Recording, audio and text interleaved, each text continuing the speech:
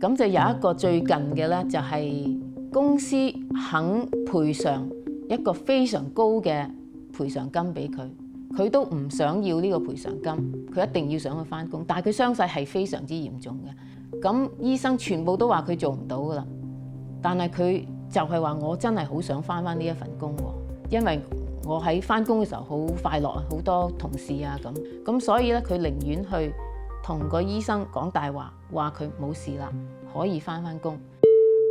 如果想知故事結局，大家記得要聽到最後啦。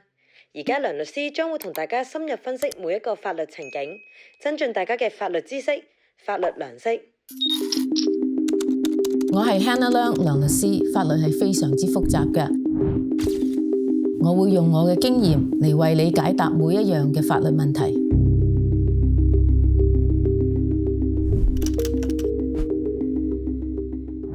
勞工法裏邊註明咧，如果佢係工傷之後咧，最主要睇係醫生點講啦。如果醫生已經話佢係唔應該返工或者要做輕工嘅時候，但係個僱主就成日去催佢啊，或者成日打電話啊問佢幾時返工啊，咁可以話係一個 harassment 咯。咁咧，如果個工人佢係受傷之後，個老闆想要佢返工，但係佢自己覺得佢唔可以返工，咁佢可唔可以唔返工呢？咁所以要睇下個醫生係點樣講。如果佢係有證據，佢係因為工傷而唔返得工，或者係有工傷之後有啲工種限制，佢唔做得晒全職嘅話咧，咁佢係可以係唔返工啦，因為佢有證明啊嘛。但係如果佢係冇呢個證明，或者佢冇去睇醫生，或者醫生話佢可以返工，但係佢自己覺得佢返唔到工啊，咁嘅時候而佢唔返工咧，咁變咗呢個咧就係佢自己係棄職啦，就有機會係俾個老闆咧係可以正式咧就係 terminate 炒佢魷魚嘅。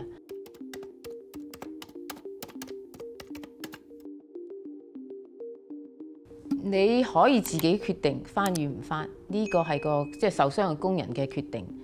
因為如果個醫生話你可以返，而你自己係唔想返，因為你驚會再傷咧，咁呢個係你自己嘅諗法，係都係合理嘅。咁你係可以唔返，但係你若果係唔返嘅時候，當然嗰個老闆就可以炒你魷魚咯，咁你就冇咗份工啦。但係如果你覺得係因為自己嘅醫療問題係需要休息一段時間嘅時候咧，你係可以去申請 family leave， 咁就係可以俾你自己係有假無薪嘅假期咧，你就係可以去休養嘅。如果你真係返去而又真係再受傷，真係嚴重咗嘅時候咧，咁你變咗呢個又係另外一個工傷嘅案件，咁你只能就係再去申報工傷案件。咁你講到責任咧，就係叫公司又係冇乜嘢話特別嘅責任，即係你唔可以話我要告你多啲啦，因為你要我返工咁。因為如果個醫生係俾到你可以返工嘅時候咧，咁呢個就大家都會接受嘅。咁所以最後返唔返得工啊，做啲咩工種啊，全部都係根據個醫生嘅報告去俾你返唔返工啊，到最後賠償啊，全部都係根據醫生報告。如果個醫生話你要做輕鬆啲嘅意思，即係 modify 啦。如果公司係冇輕工嘅話咧，咁喺佢診斷期間，即係啱啱受傷仲未好返晒，而佢又返唔到原來工作，咁要做輕工，而係冇輕工嘅時候咧，咁保險公司係會再繼續俾工資佢嘅。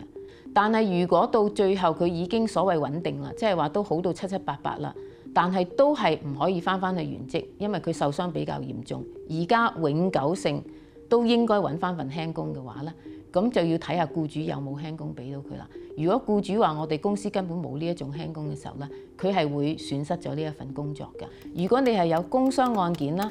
咁就工傷保險係會俾一個 disability， 即係一個工資嘅損失俾你嘅。嗱，如果你個案件係未被工傷保險接受，即係話而家都仲係同佢 fight 緊嘅時候咧，咁你係可以用個醫生紙咧，只要醫生肯簽名咧，你係可以去申請呢個 state disability， 就喺 EDD department， 即係叫 SDI 啦，我哋叫 state disability insurance。你可以申請一個州政府嘅殘障金，咁嗰個殘障金咧，亦係同你嗰個工資咧係相等嘅，咁應該你係喺呢段時間你冇返工嘅時候咧，只要有醫生肯簽字咧，你係可以攞呢個 disability 嘅。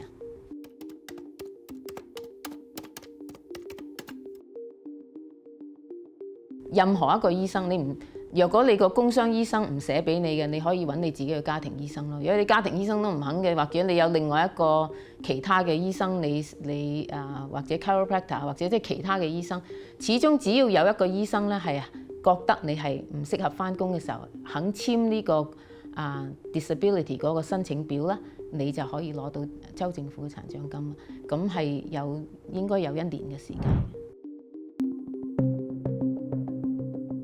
好多時醫生都會同你合作，因為如果見你好想返工嘅時候咧，佢都盡量咧就係同你合作咧，就係俾你返工。咁個醫生咧喺呢個情況，佢又肯180度轉變喎，返轉頭就話佢而家冇事啦，佢可以返工啦。保險公司反而話覺得冇理由而家突然間可以返工嘅。咁因為亦有可能係個僱主根本都知道佢咁受傷咧，都唔係或者唔想佢返工啦。咁所以咧，到最後咧，雖然個醫生話佢可以返工，但係保險公司寧願再付高一啲嘅賠償金咧，都係等佢唔返工嘅。咁後尾佢因為冇一份輕工，同埋佢哋冇俾翻份工作俾佢啦，咁所以到最後都係接受咗呢一個數字咯。